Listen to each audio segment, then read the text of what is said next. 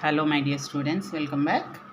In today's video, we'll be discussing about the leaf. In my last video, we completed up to stem modifications. So now we are going to start with the leaf. So first we are going to start with the structure of leaf. So first let me start with the definition. It is a lateral flattened exogenous appendage of the stem borne at each node, and it bears bud in its axil. That is called axillary bud. So suppose we take a diagrammatic look at this. This is an apical meristem of the stem. Some of the cells of apical meristem, they come down and they settle down, and wherever they settle, they develop a node, and from the node a single leaf will develop. So depending on the arrangement, it may be one leaf, two leaf, more than two leaves. That we are going to discuss in phyllotaxy. So from the node leaf will develop, and there is a space formed between the leaf and the stem. Here also in the other diagram, if we take, there is a space formed between the leaf and the stem. This space which is formed between the leaf and stem, this is called as axillary bud. Axil actually, this is called axil, and a bud will be present in the axil. The bud present in the axil, this bud will be called as axillary bud. So I hope I am clear. So axil is the space which is present between the stem and leaf. This is called as axil, and a bud present in the axil, that is called as axillary bud. Now axillary bud can develop into a branch depending upon the growth of the plant. Axillary bud first give rise to branch. Later axillary bud may also develop into inflorescence. And leaves are formed from shoot apical meristem. So this is very clear that leaves are formed from apical meristem. Similarly, axillary bud, all are derivatives of apical meristem only. Okay, now the arrangement of leaves. Leaves are arranged in acropetal order. The meaning of acropetal is the older leaf always will be at the base and younger leaf will be at the top. That is called as an acropetal arrangement of the leaves. Next, coming to the functions of leaves. Normal functions of the leaves include photosynthesis, exchange of gases, and transpiration.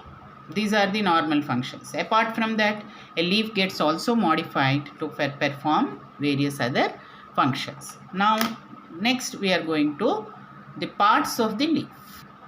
Okay, now parts of the leaf. So a typical leaf will have three parts: leaf base, petiole, and the lamina. So to show it diagrammatically, we can show a typical leaf arising from a node. It has a petiole, leaf base, lamina. So let us label these: the petiole and leaf base. So leaf base, it is the part of the leaf which is attached to the stem. This will be called as a leaf base. And the stalk of the leaf, this is called as a petiole. And the thin expanded part, this will be called as lamina. So basically a leaf will have these three parts. Now let us discuss one by one. So leaf base, as we have just discussed, is a part of the leaf which is attached to the stem. That is called as a leaf base. And there are two types of leaf bases. The first type of leaf base is called as a sheathing leaf base. So here the leaf base expands and covers the part of the stem, either partly or completely. This is the part of this is the stem, and the leaf which is arising from the node, it may cover partly the stem. This is how the leaf base will arise. It will partly cover and then it will expand into lamina. Similarly, other leaf also, if we take, this is the partly it will cover and then it will extend into lamina. So this type of leaf base, this is called as a sheathing leaf base, which is normally found in monocots. Now let us continue with the second type of leaf base. So the second type of leaf base is called as pulvinous leaf base. Pulvinous leaf base. Second type of leaf base, it is called as a pulvinous leaf base. It is called as a swollen leaf base. Swollen leaf base it is, and this is normally found in, example, in legumes. It is found in legumes. So let us see in the diagram how we can show. So here just the part, this is a node, and here the leaf base will be swollen, and then this is how a pulvinous leaf base will look like. This will be the pulvinous leaf base, and it has a very important function in these legumes. So in legumes it helps in movement. The type of movement is called as a sleeping movements. In legumes it is involved in sleeping movements. That means the leaves simply droop down during night time. That is called as a sleeping movement. And this type of sleeping movement, it is also called as, technically it is called as a nyctinastic movement. It is called nyctinastic movement. So that is about the leaf base. Now the next type or next part of the leaf is called as a stipule. So stipule is, it is a two small leaf-like structures. Two small leaf-like structures present on either side of leaf base. Present on either side of leaf base. Either side of the leaf base. They are called as stipules. So let us see again a diagram. A leaf base starting, suppose this is a starting, this is the leaf base and the leaf. So we call this as a leaf base, and on either side of leaf base we find two lateral leaf-like structures. These are called as stipules. Now if stipules are present, they may or may not be present. They may be present or may not be present. If they are present, the leaf is called as a stipulate leaf. Like for example, we find stipulate leaves in generally dicots.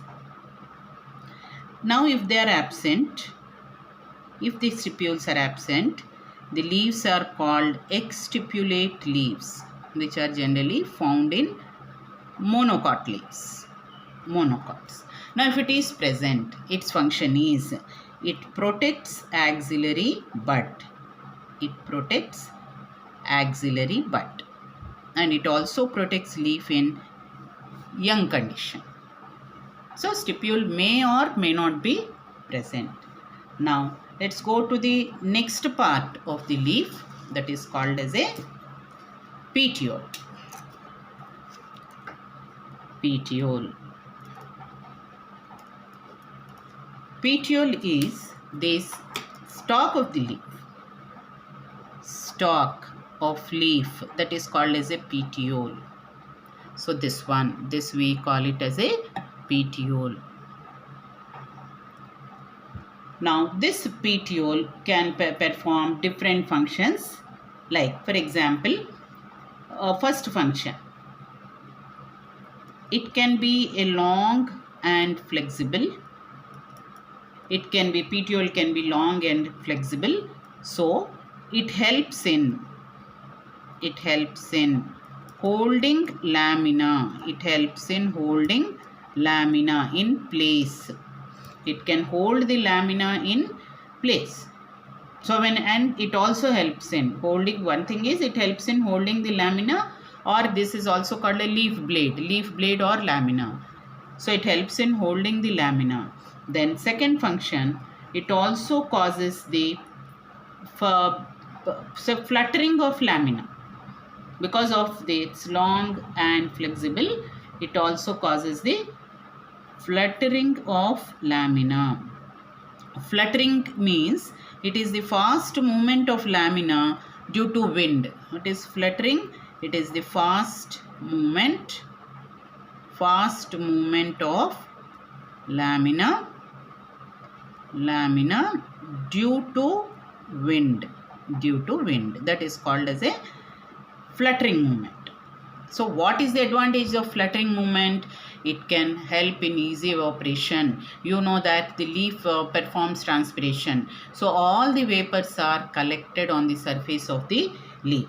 So therefore the vapors can easily escape into the atmosphere, and that causes the cooling effect on the lamina.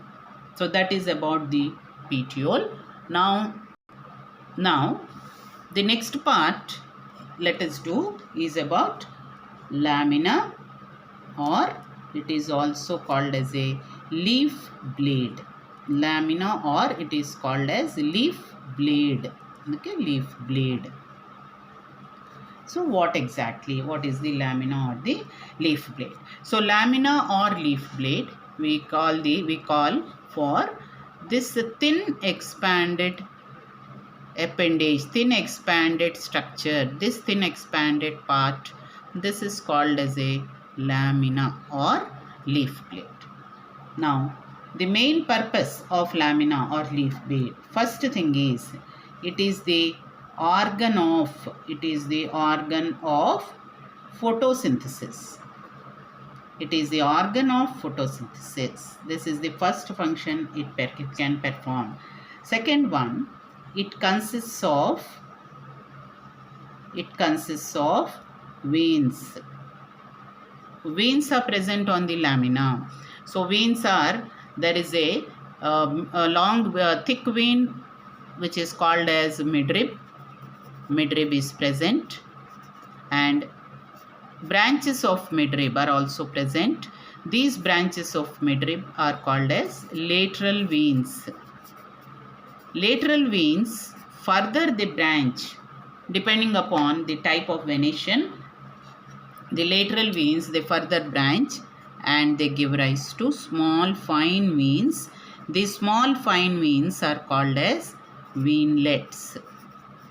So a lamina consists of these three types of veins. What are the three types? First is midrib, then lateral veins and veinlet. So three types of vein. The midrib is also a very prominent vein. And the main function of venation. So how do these veins help in? So it consists of veins. The main function of veins is, first thing, they give mechanical support. They give mechanical support to lamina. Like a skeleton to the body, similarly veins function as a skeleton to the lamina. They give support to the lamina. Then they are also involved in transport, conduction, transport of water and food material. You know, veins means they consist of vascular tissue, xylem and phloem. So xylem is involved in transport of water and phloem is involved in transport of food material. So these are the main functions of venation. So they give rigidity, they give strength to the lamina, and they help in transport of water and food material. So water is through xylem and food is through phloem. Besides this, the lamina varies in different plants. It is not the same in all the plants. So lamina can vary with respect to, lamina varies in different plants, or it is different in, varies means what? It is different in different plants with respect to the shape, margin and apex apex or surface. So with all these aspects, a lamina can vary. So what is the shape can vary. The lamina can have many shapes.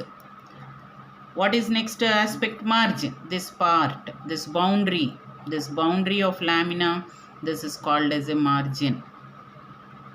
Leaf apex, this tip of the leaf, this is called as a leaf apex or leaf tip. And then surface, the entire surface of the leaf can also change. It can be different from one to the other. So with this we complete the introduction of the leaf. In my next video I am going to discuss the remaining aspects. So I am going to discuss the morphology in detail in my subsequent videos, and this will help a lot for those who are beginners, those who are in the junior inter, and also those who are or 11th or 12th class, those who are preparing for the NEET. I am going to start with the basics. In my subsequent videos I am going to discuss a line by line NCRT, because many of the students don't understand the statements given in the textbook. Though they may understand the concept, sometimes what happens is they may not understand when they read line by line. So as I complete my morphology, and then I'm going to focus, I'm going to show you the textbook and read line by line and explain page wise, and also discuss what type of questions we can get from that page. So please be connected with me, and also please do share, subscribe, and maximum extent I want you people to share to your friends and all those who are interested to write NEET exam. So all NEET aspirants, my intention or my only goal is to reach my lessons, my teaching or my lessons must reach all the students who are aspiring for NEET, but they cannot afford a very costly education or costly coaching. So I definitely hope this will help them. So I want all of you, and some of my subscribers are also very young teachers, so I also want them to share these videos to all their contacts they know. Here I want to reach to the maximum extent possible and help them to achieve their goals. So I hope you understand all this. So thank you very much. That's all for now. We'll meet in my next video.